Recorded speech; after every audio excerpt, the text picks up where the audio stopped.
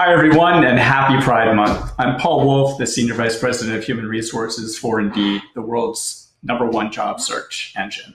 And our mission statement is to help people get jobs. I'm thrilled to be here today with international music sensation MIKA. If you don't already know him, he started his career in 2007 with his hit song Grace Kelly, which sold over 3 million copies worldwide.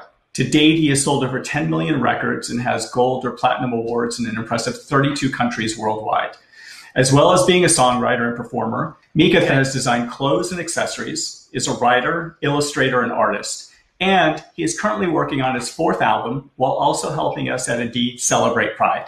MIKA, thank you so much for joining us today. It's really a pleasure. It's nice to meet you as well. Yeah. So you're a musician. This is kind of at the core of who you are. And music really defines us individually. Music is a very personal thing. As I was going through and doing some research and thinking about this, I think songs hit everybody a little bit differently, and you can interpret it. Certainly the artist, and you can talk more about this because you are the artist, has a message they're sending, but everybody may put their own kind of spin on it, if you will, or what it means to them. I also think music hits us differently at different periods in our life, or kind of what may be going on in our life at any given moment. I know certainly for songs, for me, that plays a part of it. To celebrate Pride Month and enable all people to bring their true selves, their real selves to whatever they do, we partnered with you to create our soundtrack of empathy for the workforce. We're so happy to be able to partner with you. And you embody bringing yourself to everything that you do. And we at Indeed believe in the same things, building an inclusive environment where everyone is encouraged to bring their true selves to the job at hand. And really, we want employers and companies to create a sense of belonging for their employees so people feel comfortable in their own skin and who they are. I think that's really important. So you're the artist.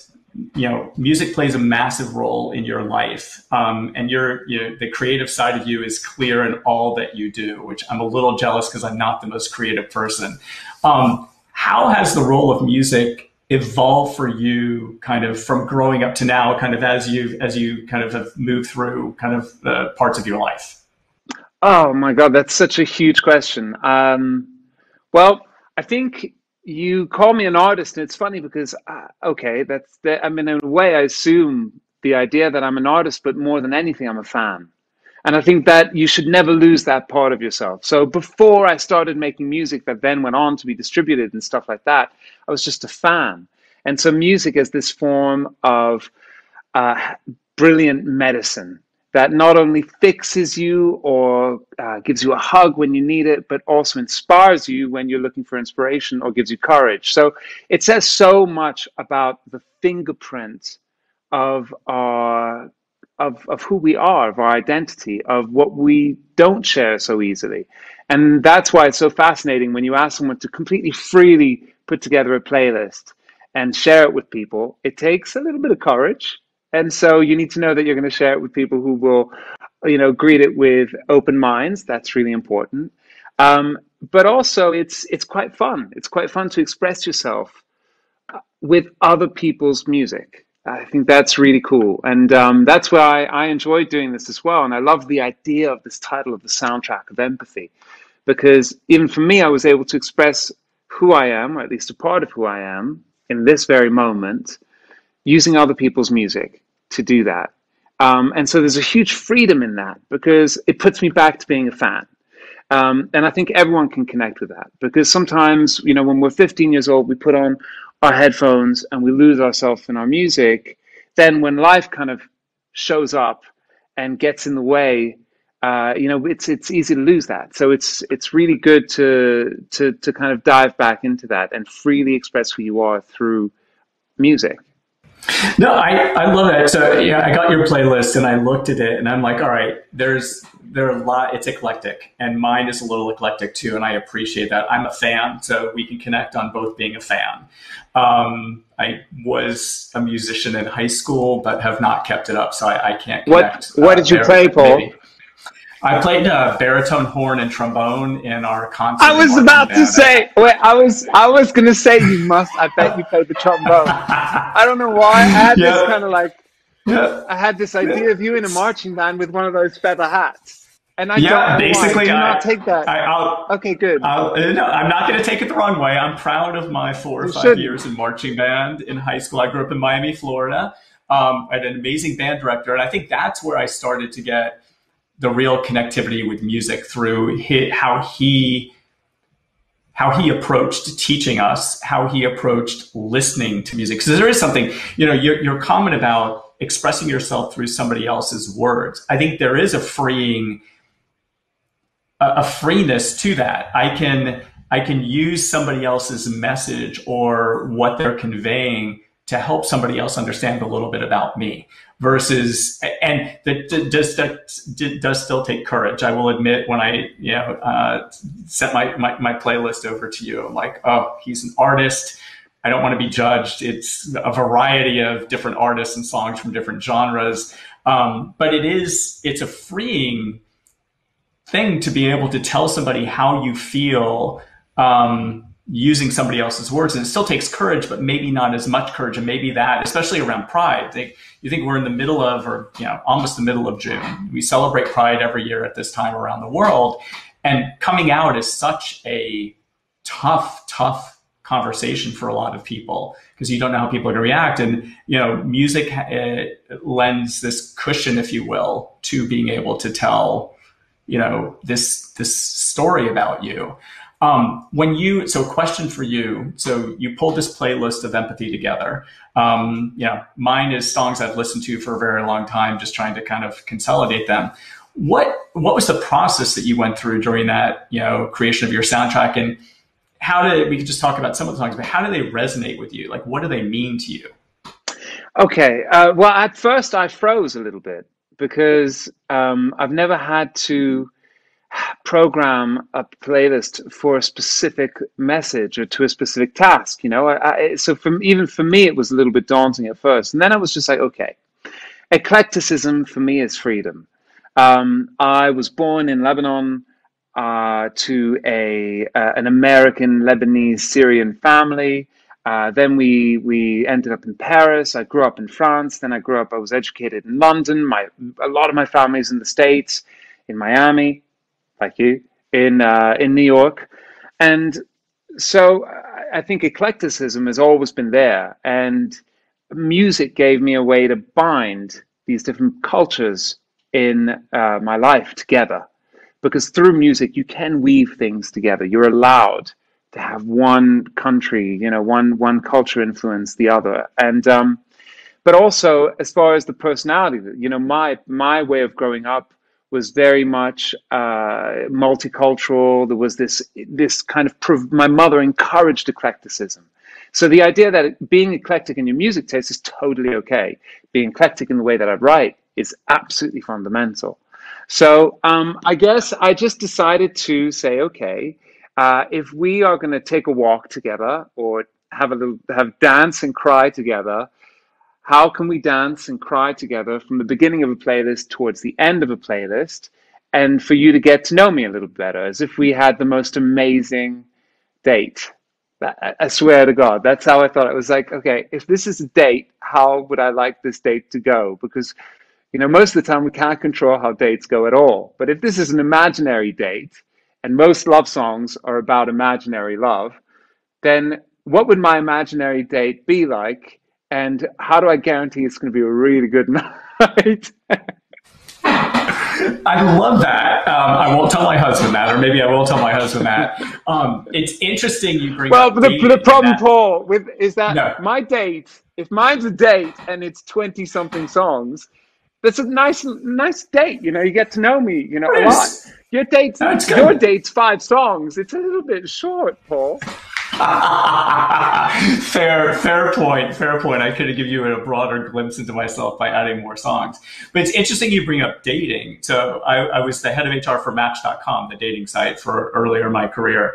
And dating and looking for a job or recruiting are very similar processes. You want to, different outcomes, but you got to test the waters. And is this the right company for me? Is this the right person for me? How do I tell? It's about, how do I tell who I really am to the employer I'm meeting with? And how do they tell who they are to me as the job seeker? I think is really important. And I think transparency is important. And for job seekers and, you know, anybody looking for a job or trying to find a place that is going to be, they're going to feel they belong, you have to be able to be your true self there. And I think that's really important as well when you're looking at companies, just like dating, like, you know. And that is so true. I mean, Paul, it's so true, especially when it comes to gender identity, how you identify as a gender, and your sexual preferences. Those things are even more, let's say, delicate to deal with in certain high pressure situations. A date's a high pressure situation, obviously, but you know, finding a job is one too. You know, when I was younger, I was a teenager, and I have absolutely no issue in saying and admitting that I expressed my gender, I expressed my ideas on gender, I expressed my sexuality through my music way before I had the words or the thoughts organized in the right way to do so, just through conversation. And that was really useful for me, not only because it allowed me to put things in order and allowed me to find out who I was and who I am, but also it kind of gave me a way of making people understand me almost intuitively, to provoke empathy. And that's why I like this title of the soundtrack of empathy, because I relate to that as a teenager, but even as an adult now. I write songs from my point of view, with my preferences and with my versions of of the identity of the person that I am, and I do so in order to also provoke a little bit of empathy, which is why concerts are so powerful as well, because everyone walks into a concert and everyone's kind of got their own life going on. They've got their own ideas. They've got their own stories. And when I sing on stage, my whole intention is to get rid of those barriers between one person and the other, get rid of the barrier between me and the person listening to me. By the end of the show, and this is pre-COVID, everyone is dancing, everyone is rubbing shoulders with the other person. Some people are doing even more than that, and that's great. But the idea that those walls and those barriers have been broken down is only possible because empathy was provoked, this communion of spirit where people who don't know each other are able to feel more connected and more tolerant as a result amongst themselves. No, so the breaking down barriers is important, because this is part of the challenge with diversity, inclusion, and belonging. Like when you think about it from a company's perspective, is we have a little more than 10,000 employees worldwide at Indeed. They're a microcosm. It's getting bigger all the time, but that's just a slice of the global population. So you've got to think, the way I think about it is, you know, we have all different types of views, all different types of people in that 10,000 plus. And so how do you help them understand each other? Because now I'm like thinking, like, is there something about, could you do playlists for interviews? Could you do playlists amongst employees to help them tell their story easier, for lack of a better word, with each other? Help people get, you know, COVID, I think there's some good things to the pandemic, or at least I'm trying to find the silver lining to the pandemic and pull them through to the other side. But we all get a glimpse into people's homes, where, you know, everything's on Zoom or whatever technology platform you're using to meet with people, and you get a glimpse of, you know, their dogs popping up in meetings, kids. I met a grandfather of one of our employees a couple months ago. And then you know, if you start to rap music, because music is this international, it's this global language too. Like even if you're, you know, one of your songs is by Edie Gourmet, but it's in Spanish. Now, I grew up in Miami. I live in New York now. I took Spanish in high school. I can roughly get through a slow conversation still. So but I listened to it last night, and it still created a feeling in me, even though I didn't understand. I had to go Google some of it, do Google Translate with the lyrics. But it's this international, like there's no barriers to music. I think that's the beauty of music. It's the same with, like, art on canvas or even photographs. Just that the creative side of people, there should not be barriers to that. And how do you, for me in my role, it's how do we help create that same type of environment in a workplace so that it's empathetic and people can belong. But I may play around with this playlist thing. My team's going to think I'm a little crazy, but I may No, pitch this idea. it's not. It's so not crazy. It's so right. It's so spot on, because it's empowering. It's empowering to be able to express yourself without locking yourself always with words. Words sometimes are so important in the big serious world, right? But it's nice to also be able to express yourself and define who you are without words. Yeah, absolutely. I think the creative part of my mind is kicking in now. So I'm glad for that. How, it's Pride Month. How has music related to you as a member of the LGBTQIA plus community? Like how, you talk, you write things from, I assume, either real lived experience or something you're thinking about, but how has that like connected to who you are as a human being? Oh gosh. So in so many ways, and the idea is the fundamental word in all of this is community and the value of a community, which sometimes is a bit eroded nowadays. This idea that, does the community really matter? And I think during Pride Month, what we are also celebrating is the idea that the community is important, that it's worth nurturing, investing in, celebrating. When I was 13, 14 to now, if I want to go and I want to feel like I'm part of a community that I really relate to, it I know where to go, and I know that I'm going to feel welcome there, and that is really important to me. I mean, it's quite an important thing to defend as well. I had heroes, just like so many. I had LGBTQI plus heroes, I had queer heroes. Some of them who were, for example, Rufus Wainwright, who is a gay man and wrote from the gay perspective, which when you listen to that music at the first time, I was just like, wow, this is awesome. This is so liberating. Someone who's just a guy writing about another guy, just like that. I say, this is pretty amazing. And it's got romance, it's got nuance, it's got humor, it has irony.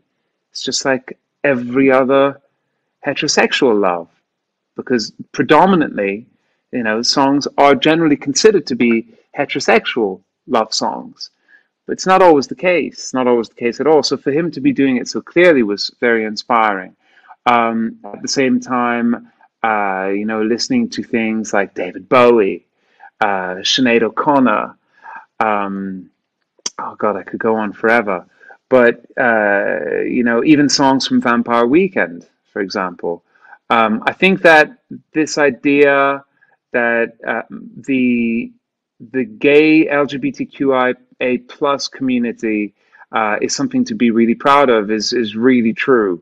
It's also something that needs to be nurtured, defended, and the community aspect definitely has to be celebrated and encouraged, because that community made me have a home outside of just my family. And I was privileged enough to have an embracive, accepting family, but the world outside wasn't always that embracive. I used to look at the world around me and think, oh, how am I going to get through that?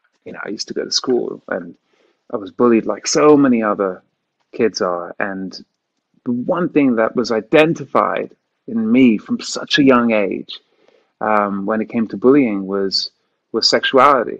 From the age of like 7, I was bullied for my sexuality, way before I even understood any of this. And so when I discovered later on that there was this accepting community of people who were like-minded or like me, I was relieved.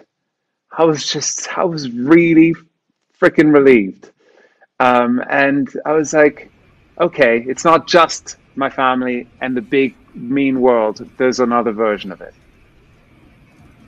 Yeah, community, it's interesting. So similarly, I mean, I came out, I won't mention how many years ago, but when I was 15, then that's when I finally got to the point where I had the words and I'd had the conversation, but was bullied in school, much earlier, similar to you than that. And I mean, it goes back to empathy. This community, this LGBTQIA plus community, they understand what the coming out conversation was like because we've all had it to some extent, and different reactions to it. So I think that it's not all puppy dogs and rainbows. Like luckily my mom was very embracing of it. I did not plan it. It just came out of my mouth one Saturday afternoon when I was 15 years old after she asked me a question. I give her a ton of credit. She did not miss a beat. Just went on like nothing had ever happened. And the next day we had a much deeper conversation. And I had told, community to me can be your support system, your squad as well. And so I had told 3 close friends at high school that all happen to be female that I'm still friends with this today. And I graduated high school a very long time ago too. I feel very old at this moment. And they're all heterosexual, so they didn't understand what I was going through, but they were my friends and they cared about me as a human being. And I think that is, the other thing is this pandemic has, to me, shined this big spotlight on humanity. We are all human beings. And this gets back to the barriers. Like we're all just, we all live on this big blue marble. And for whatever period of time life is precious to, for whatever period of time we're here. And why not make the best of it? You don't have to agree with everybody's opinion or anything like that, but like, why don't we all just want good for everybody in the world? Like, this is like, I get that's utopia, but like, that's where my mind goes with a lot of this is, you can have and I think it's important to have the community and the support system. And I think helping educate other people that are not part of that community. And that's where allies and allyship comes into play so much, is people that want to learn and they do some education of themselves and then they ask questions to seek to understand about you. And I keep going back to now I'm thinking about how to use music to make that easier for people. It's Pride Month, so like I'm a big Cher fan. There are lots of gay anthems that she has produced or that we've adopted is probably the better way to say it. But like a Cher song or one of your songs to me may mean something very different than it does to somebody else. And you can talk about that connection there is you can talk about what it meant to you. And so I think there is a way to bring art and creativity into this, like what can be a difficult conversation. It goes back to what we said earlier is, it may be easier for people to communicate about themselves through music or through art because they don't have to necessarily use or come up with their words. Exactly. And it's so nuanced. It opens the door into such a nuanced and complex conversation. So I'm going to pull up your playlist, which actually I'm discovering now. I know that there's 5 songs, so I was quite surprised that it was short. I will say that again. But then again, that means that each song has a real significance for you. So I'm going to discover it in front of you. Okay, so I've got it here on my iPad just in front of me, because mine is like, in a way, I guess what you did was harder. You wrote like a really well-crafted haiku. Mine's just like a road novel. It's like a 20, 30 song road novel. I appreciate you giving me that much credit. But yeah, I'm just trying to be nice. Okay, whoa. All right, wait a second. First, I'm very honored that I've made the cut. I'm with the song of mine called San Remo, which I'm really happy to be on there. But the first song on there is Glenn Campbell. Yeah. Rhinestone Cowboy. So, Rhinestone Cowboy. my mom and dad got divorced when I was, I don't know, 6 or 7 years old. And my mom was a school teacher in Miami, raised me. Sadly, she was killed in a car accident about almost 30 years ago. But I respect my mother greatly for what she did and everything that she gave me and how wonderful of a human being she was. And so the first thing she did after they got divorced was she bought the first, and this was in the late 60s, early 70s. So everything was like my dad got the car loan, my dad got the mortgage. That was the era back then. The first thing she did was bought this brand new car that had, and I'm really dating myself now, but it had an 8-track tape player in it, which was a big deal back then. That's really cool. 73, 74. And the first 8-track tape she bought was this Glenn Campbell album. And this was one of her favorite songs. And, through listening to it in the car with her, taking me to school, shopping, whatever it may be, the words are emblazoned in my memory. It is my go-to karaoke song. I am not a singer, but I will do karaoke, and this is my go-to song. But it's to me, it talks about the way I look at this is, look, we all have dreams in life, and life may not give us those dreams. And so you kind of have to keep focused on that and make the best of what you have and what's going on. But it's always good to have that goal or dream or whatever it may be. And so that, to me, and anybody, no matter what you've been through in your life, if having a dream dashed or having being new to your career or new to the workforce, or even later in career and having a bigger goal or a bigger dream for yourself, there's hope. And I think that's what this means to me. I think, I don't know my mom and I wish now, that she's not been around for a while. I wish I had a conversation with her about this. I don't know if it was, there was another song on the tape that was her favorite, or if it was this, but this ended up becoming a go-to song for me because of that experience with my mom. What is amazing about this is that, it's like that song, if you allow me to say so, it just feels like that song is a version of home. It happens to be in a car. It happens to be an 8-track of a Glenn Campbell album, but it's not really about Glenn Campbell. It's about your mom. It's about home. That home is on wheels. It's about dreams. It's about going places with someone that brought you up and that you love so much. And it's just it's amazing that within the first second of your playlist, we're probably in one of the most intimate parts of your entire life, and this idea of home. No, you're right. It's a warm hug is what it is. It's comfort. Yeah. It's comfort. Exactly. And and then it goes into I'll Stand By You by the Pretenders, which is, it's funny because neither Rhinestone Cowboy nor I'll Stand By You, at least for me, these are not LGBTQIA plus anthems. No, I don't. Why that? It's talking about the squad and support system that sets community. I'll be there for you. No matter what you're going through, I'll be there for you. And I think that's important. And no matter who you are, whether you're in the LGBTQIA plus space, you're a member of that, you're an ally, you're going through something else, to me, I go back to these 3 female friends in high school that I'm still friends with today. They stood by me. When I had my conversation with them about being gay and coming out to them, they're like, yeah, what else is new? It's we knew that. You didn't have to tell us.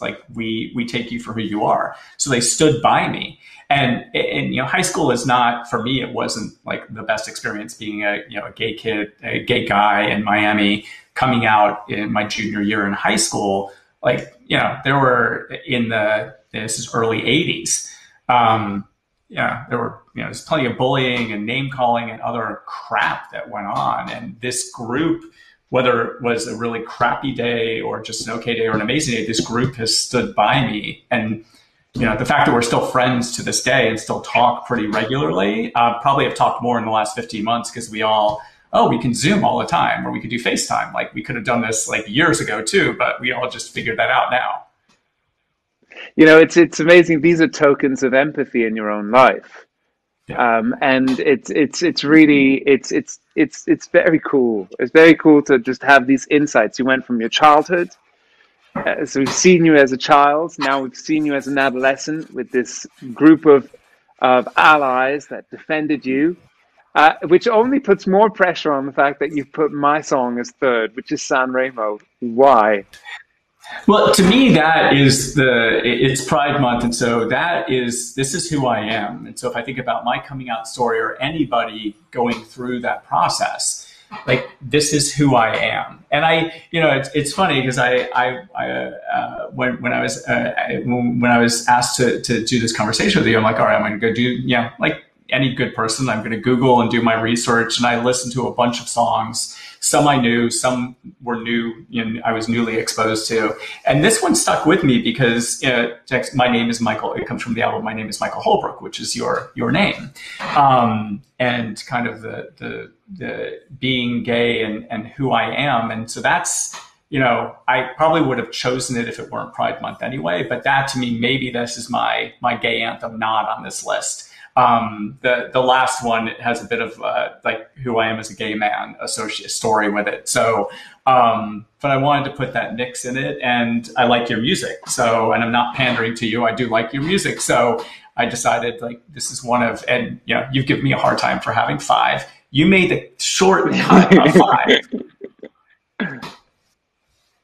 It's exactly. It's all the more a compliment. I mean, at San Remo is a song that that kind of re-envisions this 60s, 50s glamour, this idea of this delicious, talented Mr. Ripley, sun-kissed, honey-dewed, high-waisted trousers kind of romance on the Italian Riviera with this, which is also, it's so glam and so romantic and fabulous, but it was never really kind of claimed by the LGBTQIA plus community, I think, because so many of those narratives were not about that community or us. And so this was kind of my own personal thing. I was like, I really like that world. I wish that it just I could fit into it a little bit more. And that was why I wrote that song.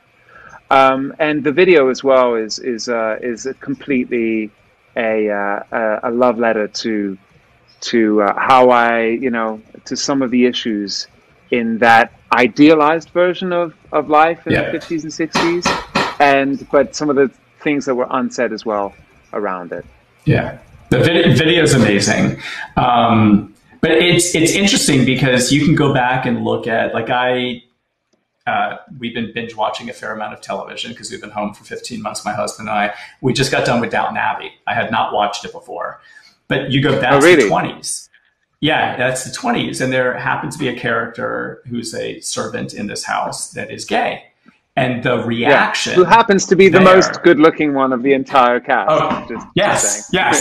Yeah, absolutely. I agree with you there. But then you're San Remo's the 50s and 60s. So there is something that these eras evoke, like a feeling, because even in the 50s, 60s, you dress to get on a plane, you dress to travel. Like, I think about, when I used to travel more regularly for work and, like, some of the things people wear on planes. And there's not this, you dress for dinner. Like, there's not this...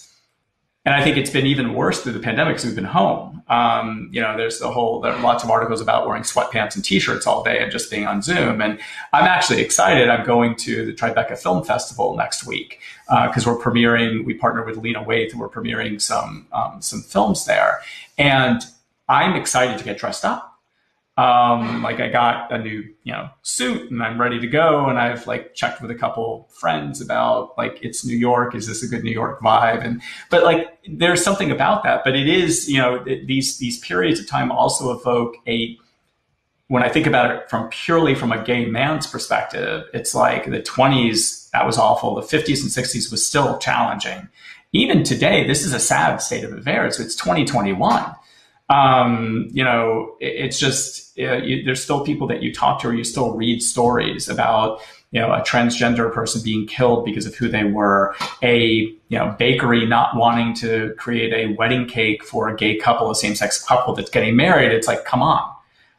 You would hope that this world was further along now, but it is. And I'm sure, generations from now, there'll be, people that look back on the 2020s, the 2019s, the 2010s, and say, wow, like being gay was so different and potentially challenging then. And hopefully that path continues, but it's just, you know, I don't know. Music means it's the core of this conversation. Music means it can mean different things to different people. But the video was amazing for San Remo, and I like the song, so that's why I made my list. Well, I'm very honored. Hold on one second. Let me just close it up. Yeah.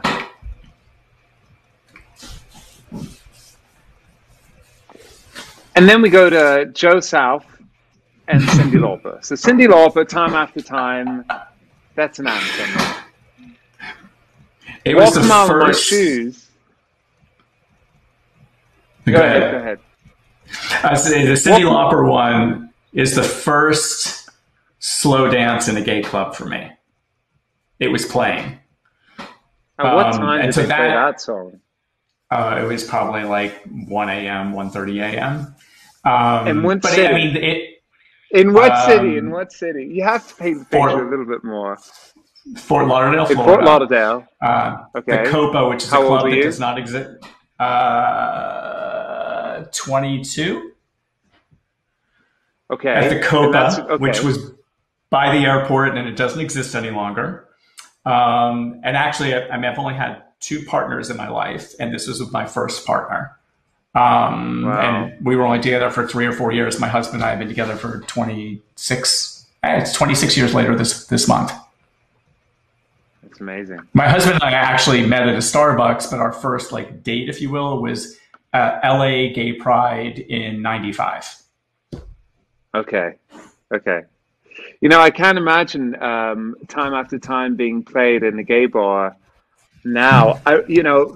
They used to play like one epic slow song at the Astoria, the GAY in London, and that was amazing. That I mean, talk about defending those venues. I mean, look, the GAY, the Astoria, which was such an epic venue in London, a gay venue, and it's now a clothes shop, and it's really quite amazing. But I remember they had the closing song after all the confetti and the balloons and the performances and people dangling off the ceilings.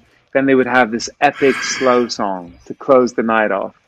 Now you go to Twist in Miami. There's not many slow songs going on in any of those different rooms. Although it's a hell of a lot of fun. It's a ton of fun, but I can't tell you the last time I heard a slow song in a gay club. Certainly as an older adult now. Yeah. Very cool. Well, I feel like we've never met before, and all of a sudden, just through 5 songs, I've actually gotten to know you a lot better. Yeah, it's the beauty of music. It's the core of this conversation. I want to thank you so much for taking time. I know you're in Italy.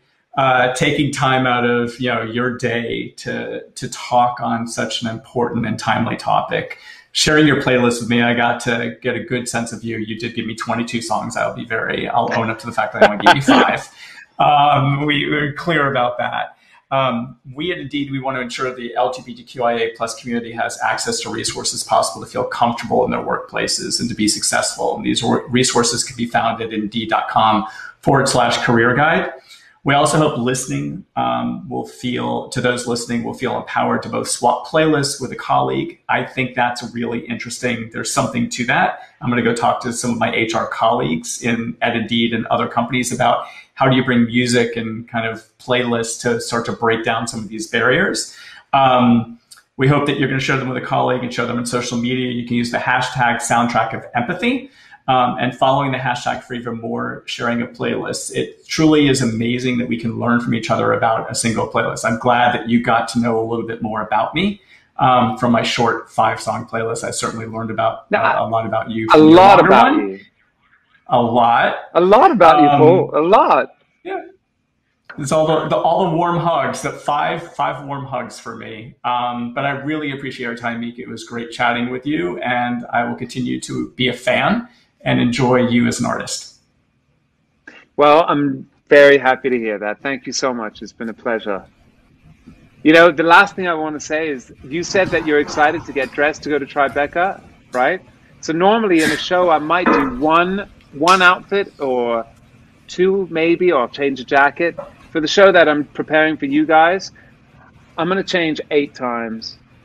So I think we're sharing the same joy of putting clothes back on in front of other people. I'm, What did I just say? What did I just yeah, say? I'm looking forward to that. But there's something about like being at home and just, getting dressed up to go to something or do something. So I'm looking forward to that. I'm looking forward to your concert as well.